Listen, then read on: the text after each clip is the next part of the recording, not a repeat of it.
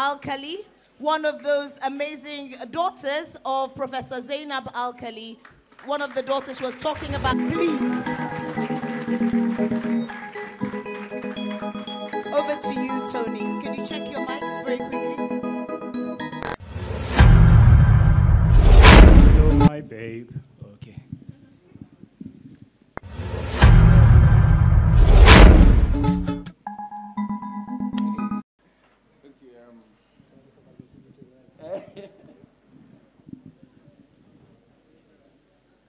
Good afternoon, everybody.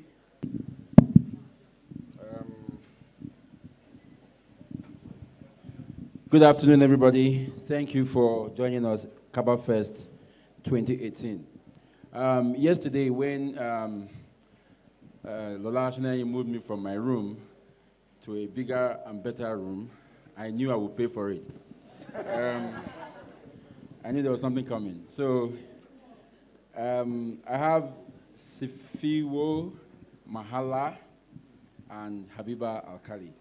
I met Siphiwo 7 years ago, or 6 years ago. He was much younger than this.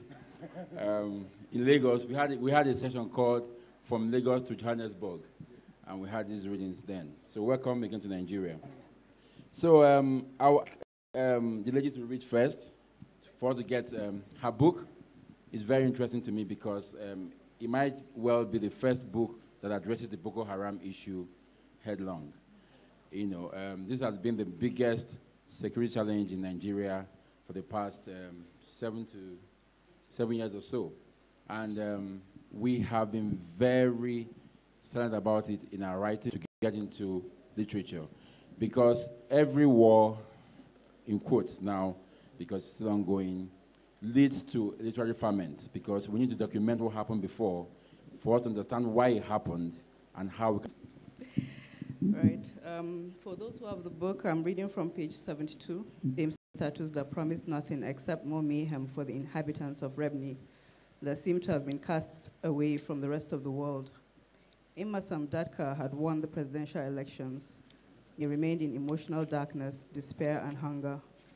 The elite lamented over the state of affairs over lavish dinners and costly conferences, while the literary minds argued and expressed their viewpoints on with the fires of Carodia's army, the fires of the armed forces, and the fires lit by those that opposed violently the outcome of the elections. Tensions rose high. The flames only came to an end when there were no more houses to burn, and all the people had fled, leaving only silence in the town that had known the end of war. Thank you. That is the last line of the first part of the book here. All right, good. So, Those who have it, it's on page 23. Telling the shoes when they beat her feet so much. Doris was Miss Know-It-All when clothing items, not frame. I made a conscious decision not to subject my offspring to eternal ridicule because of their lack of height. I had married a woman who hated for my height deficiency. White bosses again. Sure, these buses can be a nuisance sometimes, she said as she put her plastic bag and clipboard on the table. I concluded that bosses and buses must be related, or the white boss tray, she said. At that point, I realized that anything I said would be a declaration of war. I just kept quiet and continued reading my newspaper. Thank you. but these two books here are as different as night and day. Siphiwo's book is a laugh a page. Her own book is a tear per line. The leader of the sect. What about book? Facing in Maiduguri at the time, and it worked for a while, but I really didn't intend for it to be a book. So you created a whole different place, Nigeria, Yes. Rebni State. Was it the fear that made you locate this in a fictive locale, or it's just kind delights how life has evolved over time, race relations and stuff. So, and I was thinking about the money coming to the smaller details. Mm-hmm. So, how did that work? You know, because appetite is there, entrepreneurs are everywhere, but you focus on the quotidian. Well, what I try to do with the people that we've become today. So one of the things that I did was to have a dialogue with the 50s. In other words, one of the famous stories is where I respond to who writes about Sofia town of the 50s. And I have a dialogue with him. And to me, the necessity for that is to say, if a black child and a white, one of the stories is white encounters color, because one sees another child to play with. And this is that I think haven't been told about the apartheid period. And also, fast forwarding to post-94 era, post-apartheid era, the resolutions that happen. You find, for instance, there's a white girl who is so much interested in this young black man, but it is not necessarily a girl falling in love, but it's the curiosity. Those are the dynamics of post-apartheid South Africa that we never really explore other than political reporting. But here, what I try to do is to explore human stories. Yep. So your stories are very, very funny. I mean, one of the stories here where a man meets a girl at a drinking joint, and they're going home. And on their way home, this guy passes out, and he wakes up. Most writers here will understand what I'm talking about. So he passes out and wakes up with his clothes off, gone, and he's naked in the field. And it tells you where humor comes from, because this is just way out crazy. Well, that's an interesting question, because there's such a huge distinction between Siphiwo Mahala, the writer, and Siphiwo Mahala, the person, because when people read my work, but the truth is I love to laugh, and I love listening to stories, because growing up, I'm not someone who talked much. I still don't, but I'm a great observer. I listen to stories and laugh. And that's one aspect of it. But also, I've been fortunate to hang around, different people across society. Right now, I work with politicians, and it's really interesting to observe different characters most of the time. And also, I was fortunate I remember a couple of years ago when I read The Ghost, how, someone who would ask for a lift, and a child from another village who looks like the children in this family. Okay. So I had some very salty words for politicians, but now that he's here, I have to moderate my words. Yeah, okay, my words. Okay, thank you. So there's a particular line in this book that says, men wanted power and power overpowered them.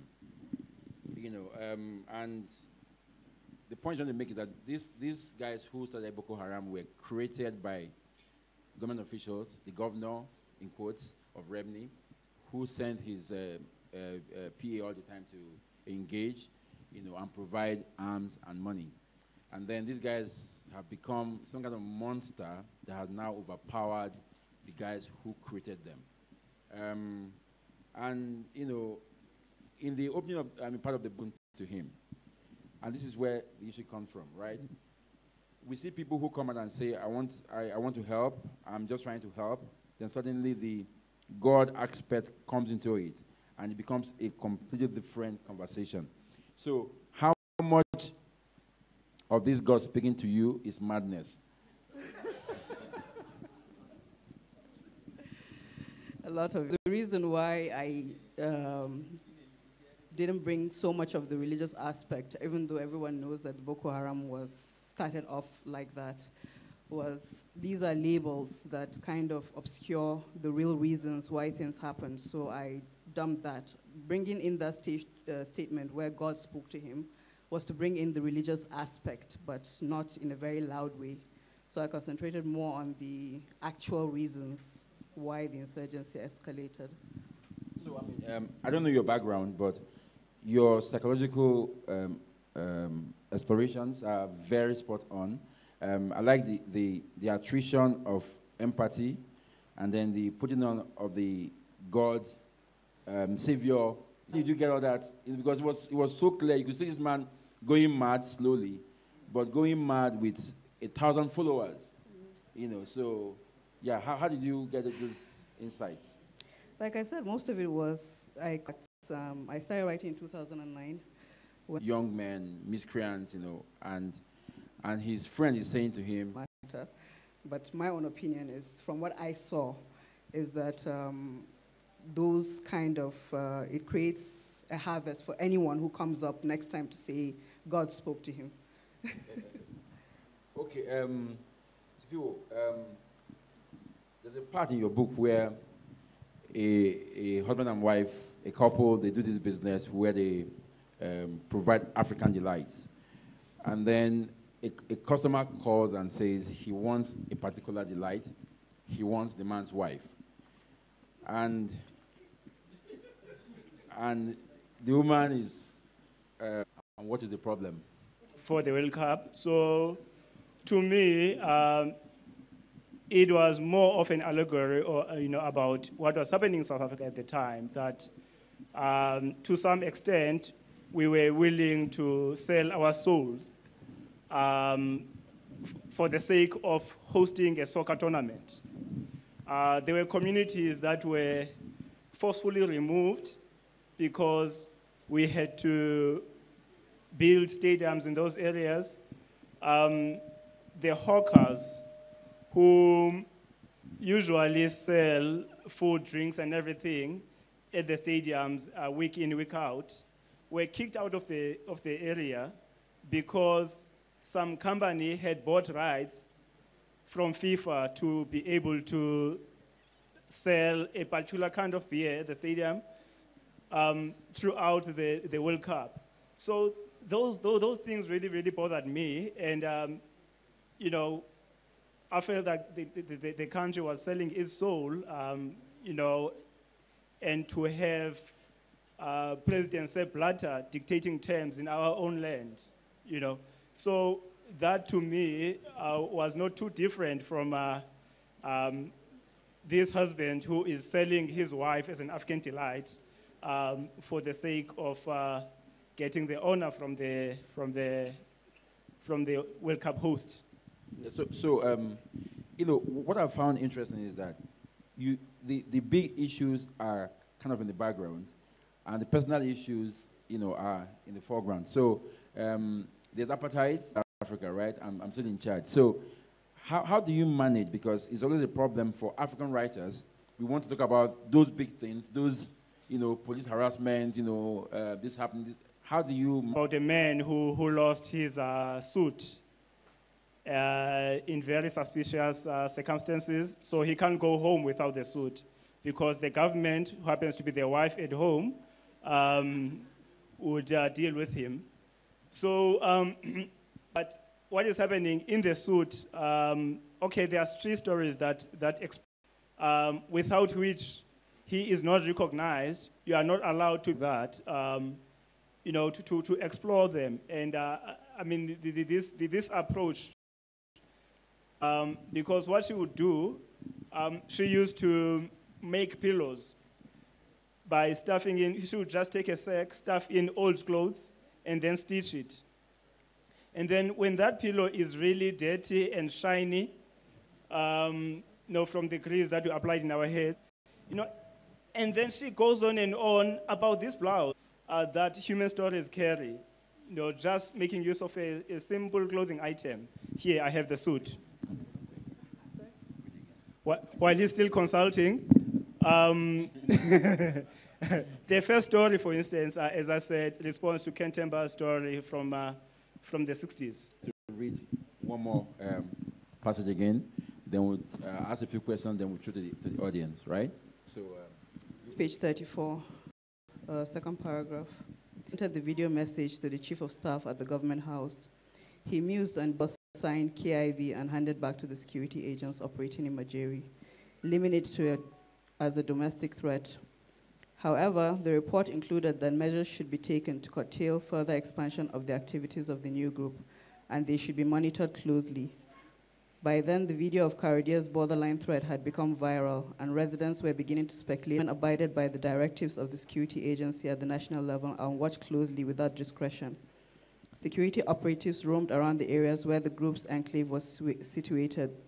Their presence, though appeared casual, was intended to be intimidating.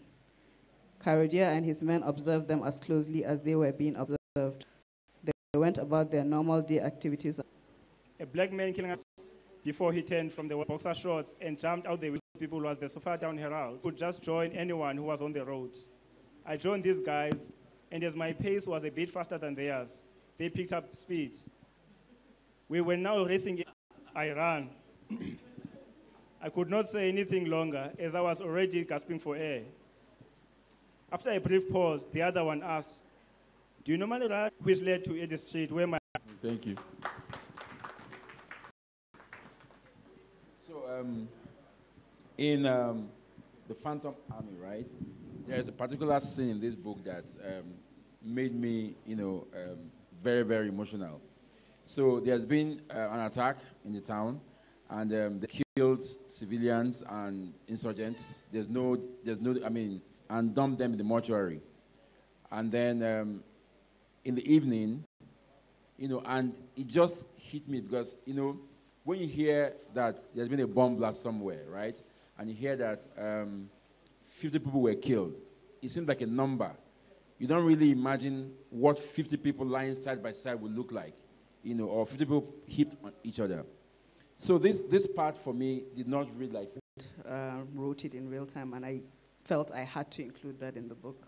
Yeah, it worked because I just knew that couldn't have been imagined. It was just something that hit. So you're in healthcare, you said. Yes, healthcare industry. So because the doctor who's there, well, let me not put spoilers. But the doctor who is there, who is quite instrumental to the book.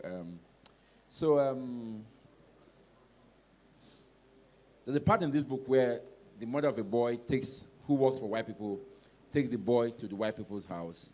And, the two young boys, get friendly. But then when they are leaving, the mother says, "Oh, drop the gift and let's go." When do you think this racist attitude grows? You think they're born with... interacted with, they are taught to be racist. The story later on, you have young boys who've been conscripted into the military. What used to happen in South Africa in the 80s is that there was military conscription where white kids have to go to the military at black kids who are essentially of their age, kids whom if they had met elsewhere, they could be playing together, as doing the usual rounds in the township. At the time of state of emergency in South Africa. As boys, we were playing soccer, and these boys wanted to join us. They came and played with us. And to me, that was a moment that, I stepped back and said, by the way, these boys have been sent to come and shoot. But in actual fact, humanity prevails over everything else. They are boys like any other boy. They see boys playing. They wanted to join us and play with us. So that's why I'm saying I'm more interested in human stories. In the midst of apartheid, people still laughed. People laughed. We had great fun at certain moments. It was not all doom and gloom. So there's this story from South Africa. He asked for doing that. He asked them to staple. And in your...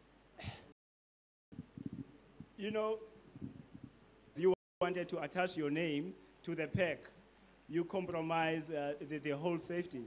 So yeah, those are some of the things that I happen to work in an environment where... Right?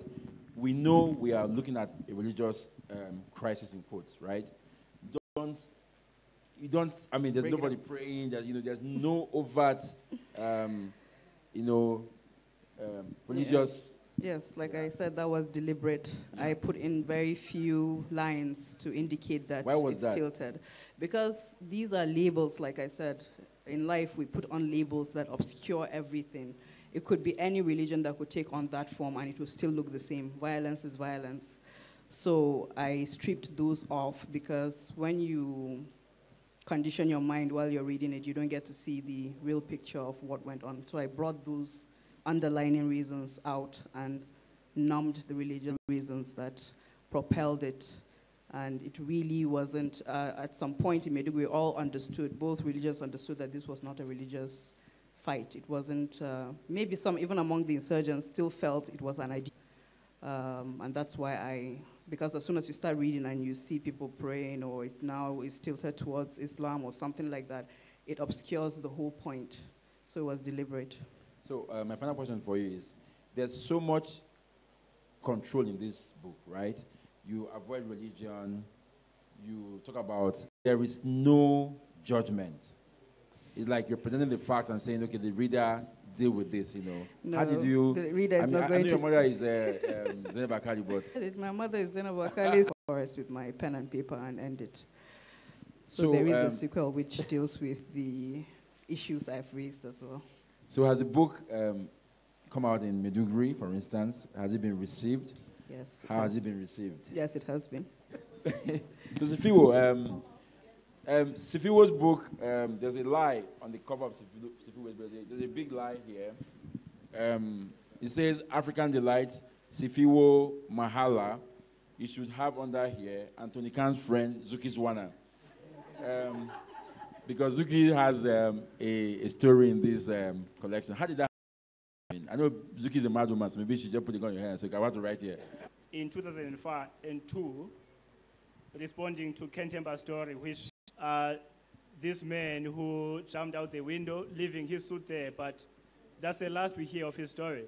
So I decided to continue with his story. But in the midst of all of this, there is a woman, and that woman's voice was silent. So Zukiswa decided that she's going to write the story from the perspective of that woman. And so now we have a series of 3 stories, one written in the 60s and 2 responding to it today. So as a result of that, there's been several other responses. Stellenbosch, for instance, part of the syllabus was for literature students to respond to our stories. So, they... Go. So I will take one from South Africa. The lady. Thank you for taking my question. So I want to rule all of this in the university where I teach. And one of actually Mbembe referred to the roads must fall because the port pool, which I totally agree with, the port pool on the statue of Cecil Road that stands over the campus as the beginning, the spectre of Boko Haram. And of course, immediately Haram started, and I agree with him in some sense, without regard to your story, because your story tells a different, that it started as a decolonization movement by the name Western education is haram, which is what I understand that to mean. And so it was an attempt at decolonizing, and because it wasn't stemmed, it became very violent. And that we are beginning to see that violence come. I mean, one of our colleagues committed suicide last month. As a result, I want to comment from you from that aspect. Thank you. Okay.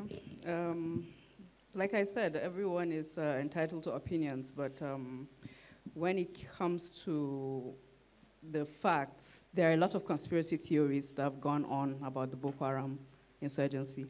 But like I said, we that lived there from the beginning till, okay, it hasn't ended, but we lived there from the start.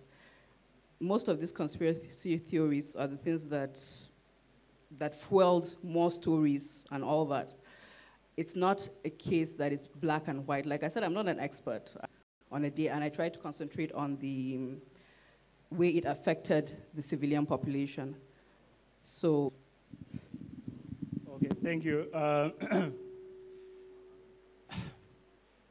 I think in any movement, it's always important to check the preceding incidents.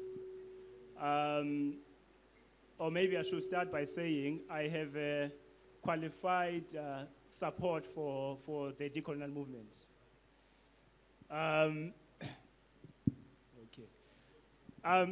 I think one of the major weaknesses of the movement is for them to think that they invented has been going on for a very long time. Some would point back, for instance, to the Makerere conference, whose secretary was one of the most distinguished writers, Saul Plaatje. So it is part of the decolonial movement.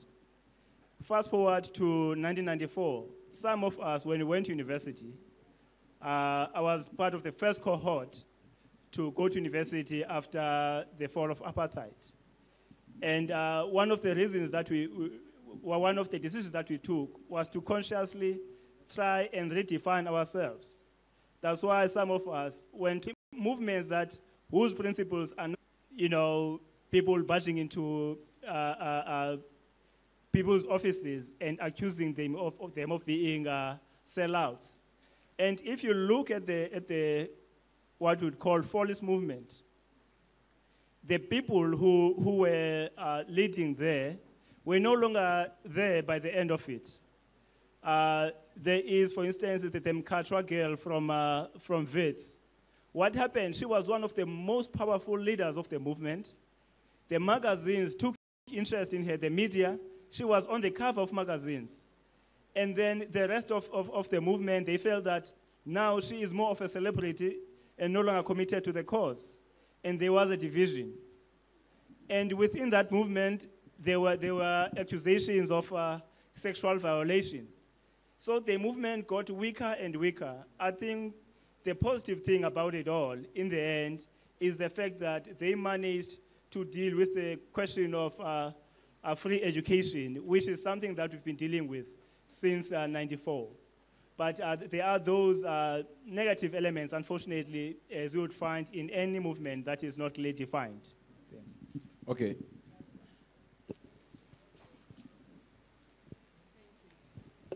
My question is to you, Habiba, the Phantom Army.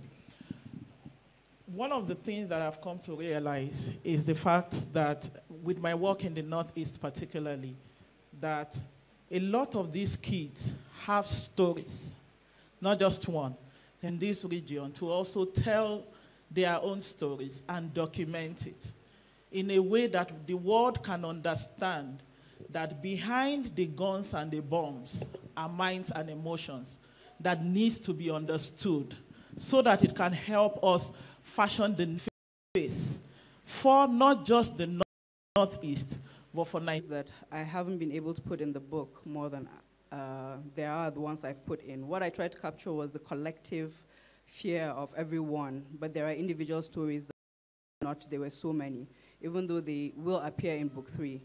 But I would hope that what you asked, I would achieve it through writing facts. Actually, I don't want to give off too much information, but I am working on. There are efforts ongoing in that regard, and I think it will happen ultimately. Good afternoon, everyone. My question goes to Habiba Alkali. At a point in time in northern Nigeria, during the heydays of Boko Haram, bomb explosions, abductions, there was what seems to be like a conspiracy of silence from the clergy, the academia, the politicians, and even the traditional institutions. Nobody wants to open up conversations. Nobody wants to talk about Boko Haram. In fact, there are names you dare not even see in public at that time. So here you are, a woman from northern Nigeria, speaking about Boko Haram. What gives you that courage? What motivates you to open up, to write about Boko Haram? Are you not scared? That's my question. Thank you. That's the first time I've been asked that question. Honestly, I have never scared from the first. Good evening, everyone. My name is Solomon. I've introduced myself in the other session. Now, my question is to Habiba. The American poet Robert Frost said, "No tears for the reader, for the writer. No tears for the reader." It means if your work does not affect you, there is no. It is likely not to affect your reader. Now, the question is, at what point did you realize that you have expressed yourself the way you want? And did you care whether your reader would be affected? Or did you care how much, or did you care about how your work will affect your reader? I think that's what I want to say. I've been affected. Yeah, I guess to a certain extent you are writing because you want your readers to identify with what you're writing. And like I said, it was mostly based on facts. And like I dedicated the book to the victims and the residents of Borno. Everybody reading that could understand an idea or opinion about this is what caused the Boko Haram. So many people. One of our directors in the office read it and he said he never knew that the war... We have just 2 minutes. Be done. Okay, TJ Benson. I wanted to ask, since this is a panel of authors, are there plans, it's almost in line with what she said, but inculcating these books into our curriculum right here in Nigeria? Because during my service here, the librarian war, but there were lots of typographies, there were lots of misconceptions, and I was confused, academics here, of putting this material into our current curriculum. Is there a curricular design for this country, especially from primary and secondary school levels? I think that's my question. So those questions should be directed to the, yeah, there. I would hope that it would, but like I said, I would hope more of the work that I do that is not based on fiction, even though this would still... you want to say something? Okay. The university, in the academia, very few of them, if any at all, who has ever reached out to the University of Maiduguri. I am in the University of Maiduguri. This crisis started in front of me, reached its height in front of me. I was part of it. I was a direct victim. I lost a library of over 3,000 titles. My house was razed down. My relations were killed. We lived it.